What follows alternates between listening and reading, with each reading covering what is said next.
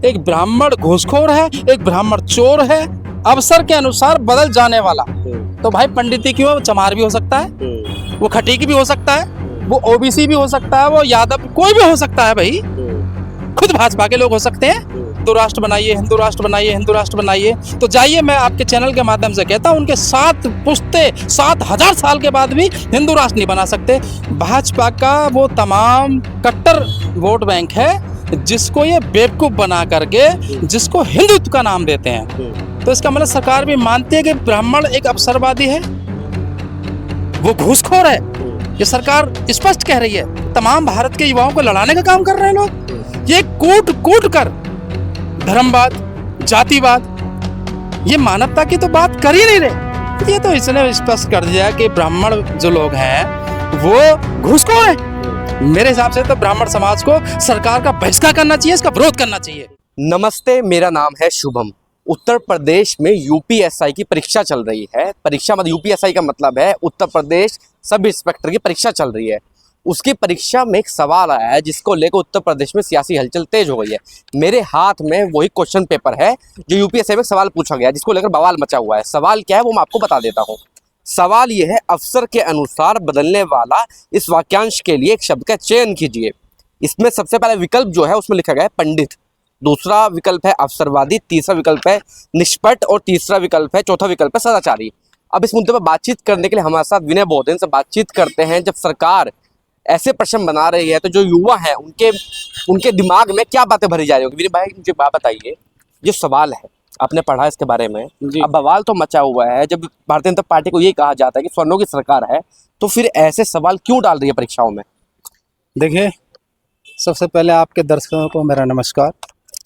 आपने जैसे कहा कि सरकार ने एग्ज़ाम करा रही है यूपीएसआई का, और ये पेपर आप देख रहे हैं, ये सरकार ने बनाया है और इसमें स्पष्ट लिखा है कि अवसर के अनुसार बदल जाने वाला। मैं फिर से बता दूं, इसको समझना बहुत जरूरी है इस शब्दों को, क्योंकि शब्दों का ही खेल होता है। अवसर के अनुसार बदल जाने वाला इस वाक्यांश के लिए एक शब्द का चयन कीजिए। तो सरकार ने सबसे पहला ऑप्शन दिया है पंडित।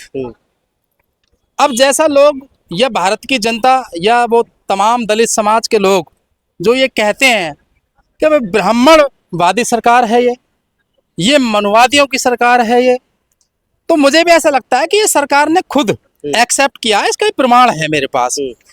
इसमें अवसरवादी साफ लिखा हुआ है, पंडित को अगर ठहराया गया है तो इसका मतलब सरकार भी मानती है कि ब्राह्मण एक अवसरवादी है, वो घूसखोर है। ये सरकार स्पष्ट कह रही है। तो मेरे हिसाब से ये ऐसा मानना है कि भारत के तमाम वर्गों के लोगों को, चाहे वो एससी हो, चाहे वो एसटी हो, ओबीसी हो या जनरल हो, उनको लड़ाने का काम किया है। इसमें भी देखो, इतना बड़ा षड्यंत्र है, इतनी बड़ी साजिश है कि ये तमाम भारत के युवाओं को लड़ाने का काम कर रहे हैं लोग। ये कूट कूट कर धर्मवाद, जातिवाद, ये मानवता की तो बात कर ही नहीं रहे। और आज देश में बात कर लीजिए, वो सरकार काम की तो बात करती ही नहीं, ना शिक्षा पे बात करती है, ना वो रोजगार पे बात करती है, ना वो डॉक्टरी में बात करती है, वो किसी में भी बात नहीं करती। ये तो इसने स्पष्ट कर दिया कि ब्राह्मण जो लोग हैं वो घूसखोर हैं। मेरे हिसाब से तो ब्राह्मण समाज को सरकार का बहिष्कार करना चाहिए, इसका विरोध करना चाहिए। वो आपस में लड़ाने का काम कर रहे हैं। अभी यूजीसी कानून आया था तो वहां पर भी इन्होंने यही चीज दर्शाई, वहां पर भी लोगों को, भारत की जनता को, भोली वाली जनता को लड़ाने का काम किया। ये भ्रष्टाचारी सरकार है। ये सरकार केवल जाति और धर्म को देख करके भारत के नागरिक को टारगेट कर रही है और ये कतई गलत है मेरे हिसाब से। जब हम अफसर की बात करते हैं तो अफसरवादी तो कोई भी हो सकता है। अफसरवादी दलित भी हो सकता है, ठाकुर भी हो सकता है, नाई भी हो सकता है, बनिया भी हो सकता है। पंडितों को क्यों टारगेट किया जा रहा है? अगर मैं ब्राह्मणों की बात करूं तो बीजेपी का जो सबसे कट्टर वोट बैंक है वो ब्राह्मण ही माना जाता है एक तरीके से। पहले के समय में कांग्रेस के था, लेकिन अब भाजपा के पास वो वोट बैंक है। तो क्या भाजपा कहीं ना कहीं इन सब मुद्दों के साथ साथ जो असली मुद्दे उनको भटकाने की कोशिश कर रही है? सर देखिए, मैं बताता चल रहा हूँ कि ब्राह्मण भाजपा का कट्टर वोटर नहीं हो सकता मेरे हिसाब से। जो मेरा आंकड़ा है, भाजपा का वो तमाम कट्टर वोट बैंक है जिसको ये बेवकूफ बना करके जिसको हिंदुत्व का नाम देते हैं। अब हिंदू में तो मैं भी आता हूँ, कास्ट से मैं जाटा हूँ।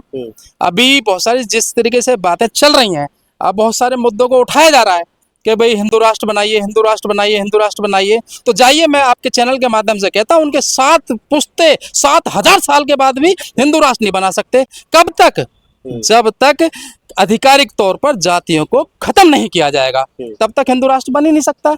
और आप बताइए कि ब्राह्मण, कौन कहता है कि ब्राह्मण भाजपा का कट्टर विरोधी है, कट्टर समर्थक है? अभी यूजीसी लाया था तो भाजपा का विरोध किया ब्राह्मण समाज ने, क्योंकि वो भी जान चुके थे कि ये लोग तो सरासर हमको लड़वाने का काम कर रहे हैं। तो ये तो एक षड्यंत्र है, ये मेरी नजरों में एक षड्यंत्र है। भारत के तमाम ब्राह्मण समाज के जो युवा बच्चे हैं, उनको इसका विरोध करना चाहिए सरकार का। इसने तो साफ साफ लिख दिया, एक ब्राह्मण घूसखोर है, एक ब्राह्मण चोर है, अवसरवादी है। अवसरवादी तो मैं भी हो सकता हूँ, अवसरवादी आप भी हो सकते हैं, अवसरवादी भाई खड़े हैं सामने, वो भी हो सकते हैं। घूसखोर का मतलब क्या है? घूसखोर का मतलब है एक दलाल, रिश्वत लेने वाला, कोई भी हो सकता है। किसी के बॉस के यहाँ नौकरी कर रहा है, वो कहते भाई ठीक है, तेरे बॉस को मैं मार देता हूँ, तू घूस ले ले, कोई भी हो सकता है।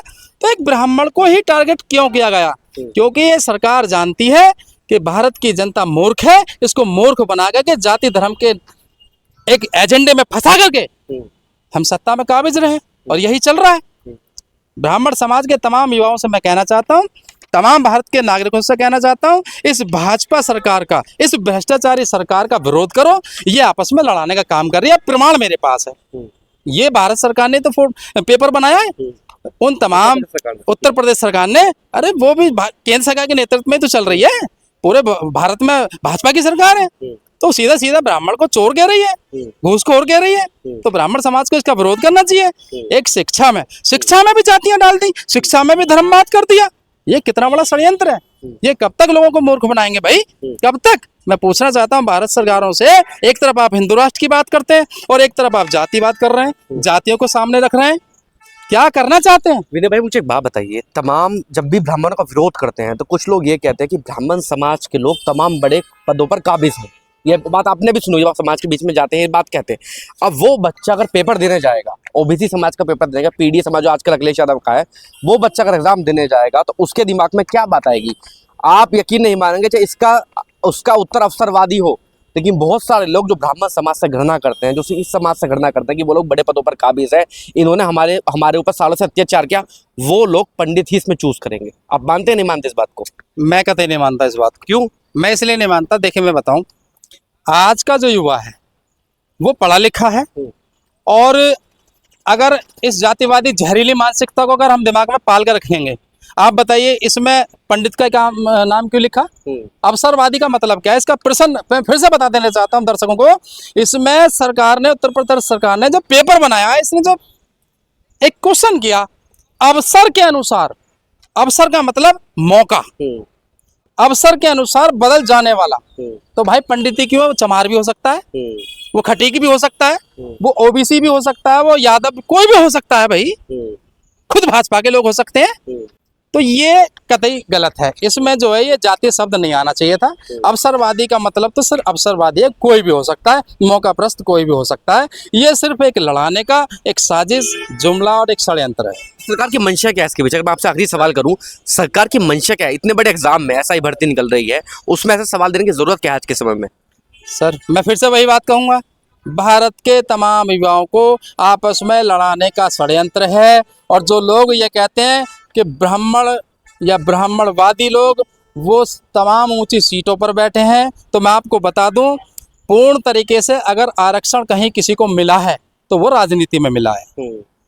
आपके 131 सांसद, यानी कि मैं 80 की बात करूं तो 131 संसद में आपके निर्वाचित होकर पहुंचेंगे। अब वो ईमानदारी से कितना काम करते हैं वो उनके ऊपर डिपेंड है। अभी जैसे आपने कहा कि भाई ब्राह्मणों का ही नाम क्यों, तो मेरा भी नाम आ सकता था, तो ये क्वेश्चन सरकार को नहीं करना चाहिए था। अब जो लोग ये समझते हैं, देखो भारत में दो विचारधाराएं हैं जिसको लोग तमाम राजनेता कर रहे हैं, कि एक तरफ तो अम्बेडकरवाद और एक तरफ ब्राह्मणवाद। बाबा साहब ने कभी किसी जाति धर्म का विरोध नहीं किया, बाबा साहब ने कभी किसी जाति धर्म का विरोध नहीं किया। उन्होंने विरोध किया तो किसका किया? जो मानवता को बांटने का काम करती हो, जो देश को और देश के प्रत्येक व्यक्ति में ऊंच नीच भेदभाव करने का काम करती हो। उस धर्म का विरोध किया जो जिस धर्म में मानव मानव को एक समान ना समझा गया हो, सिर्फ इस चीज का विरोध किया। तो वो विरोध मुस्लिम में भी हो सकता है। अगर मुस्लिम में आप जाइए, मुस्लिम में जातियां नहीं बनी हुई, ये एक साजिश और षड्यंत्र के तहत जातियां बनाई गई ताकि भारत में इन लोगों को बांट करके और ये राजनेता, स्वार्थी राजनेता, भ्रष्टाचारी राजनेता और सत्ता पा सके, इसलिए इन्होंने जातियां बनाई, जबकि इस लोकतंत्र में 4 वर्गों में हमको बांटा गया। ठीक है। अब देखिए, देखने वाली बात यह है, सरकार ने एग्जाम तो निकाल दिया, अब देखने वाली बात यह है जिस तरीके से ब्राह्मण समाज में रोष है, सरकार इस पर क्या एक्शन लेती है।